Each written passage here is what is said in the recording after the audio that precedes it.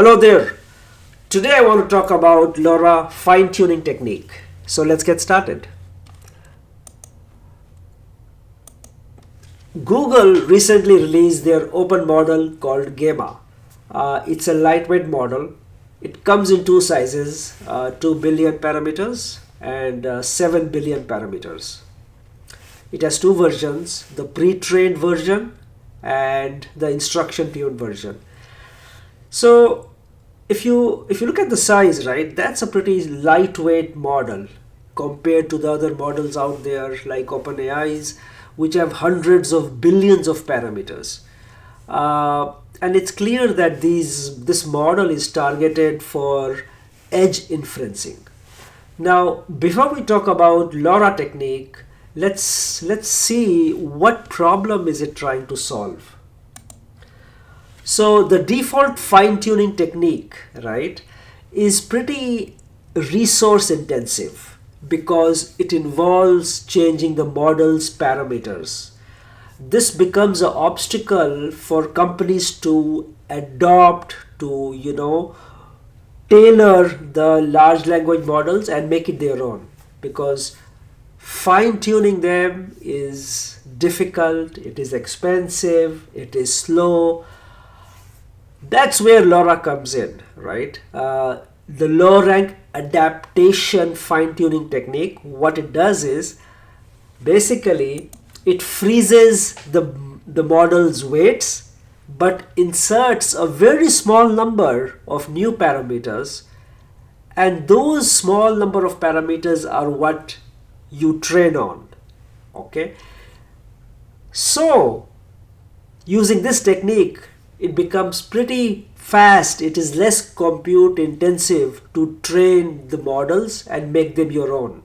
Okay, now if you look at the Gemma model, the 2 billion size, I did a summary of it using Keras NLP. It has a vocab size of 256,000 and it has around 2.5 billion parameters. And here you see it says the trainable parameters are also 2.5 billion.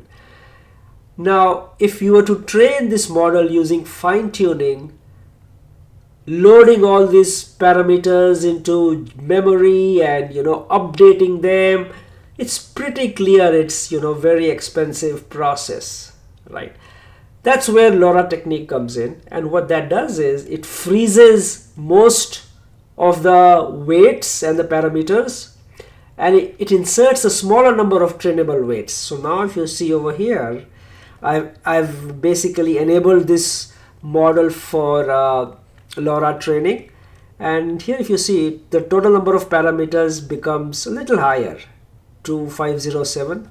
Here it is 2506. But what you really want to pay attention to is the non-trainable parameters are 2.5 billion. So they are frozen. And essentially LoRa fine-tuning technique will be training on this smaller number of parameters, which is only 1.3, around 1.4 million, right? Just 2.6 MB as compared to 5 GB or 4.67 GB, right? So that's essentially what this technique involves. And the business use case for this is it is pretty easy to train these models for your own domain specific use case on your own data. You can make them your own. That's number one. And number two, you can use this technique for safety training. Okay, you can train this model for safety for your own business. So hope this helps. Let's take a look at a small demo. I'm using this resource as an inspiration, and I'm gonna copy most of the code from here. So here is the code. Let's first install the necessary libraries. Okay, we're gonna use Keras NLP for fine-tuning using LoRa. We are gonna use this data set. It's a Databricks Dolly 15,000 use data set. Essentially, it's an instruction response data set, it's pretty good. So we're gonna train our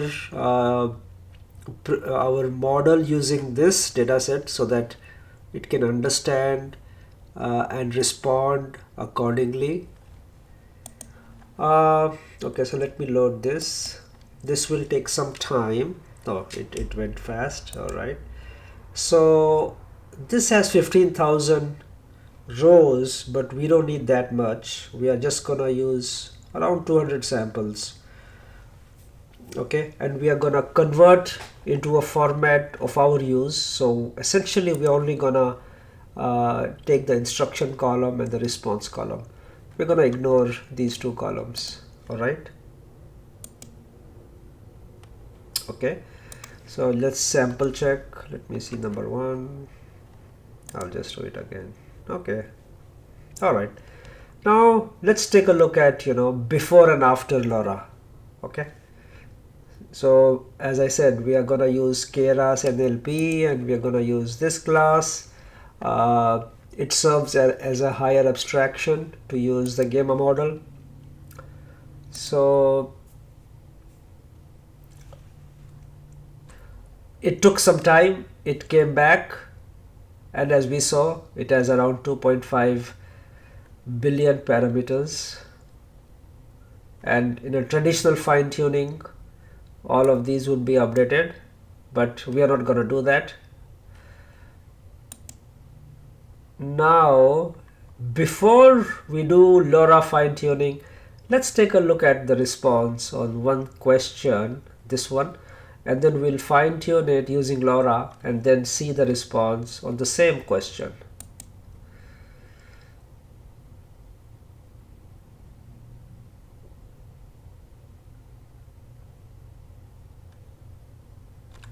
So it came back. These are the responses. Now we are gonna fine-tune it, and then let's see the difference between the response. So this is okay, now let's enable it for fine-tuning, right? So now we have frozen most of the parameters, and only a few parameters are left, can be trainable. Let's train it.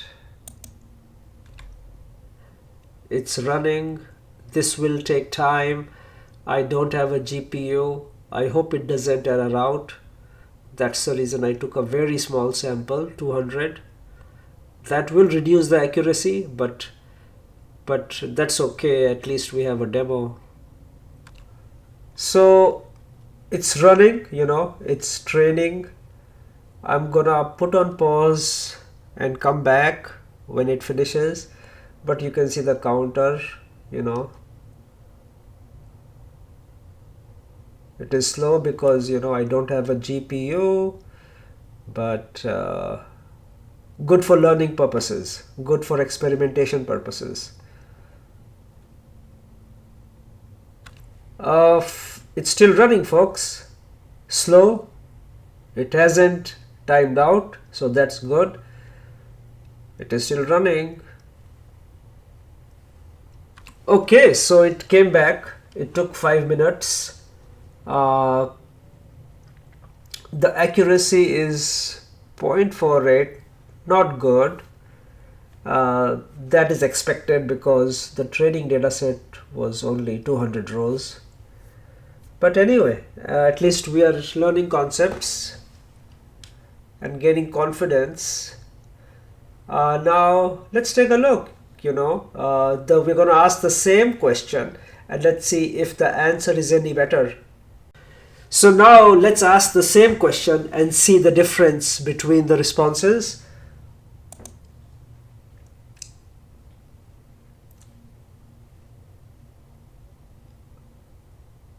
Okay, so the response came back, And I think it's a little better. It's the question was explain the process of photosynthesis in a way a child could understand, right? So the trained model, return back a smaller response, and it's understandable, versus in the before LoRa technique, right? It returned such a long response, and this is not for a child, right? A child will not understand this long response. Now, even though the accuracy is only 0.48 and we only used a very, very small training sample, yet the response is a little better. I won't call this a super success, but AI is about learning, experimentation, failing. So we learned concepts. We now know that, hey, by providing it much more data samples, we could make this even better. It already got a little better. So hope this helps. Hope we understood something and we learned some new techniques. Thank you.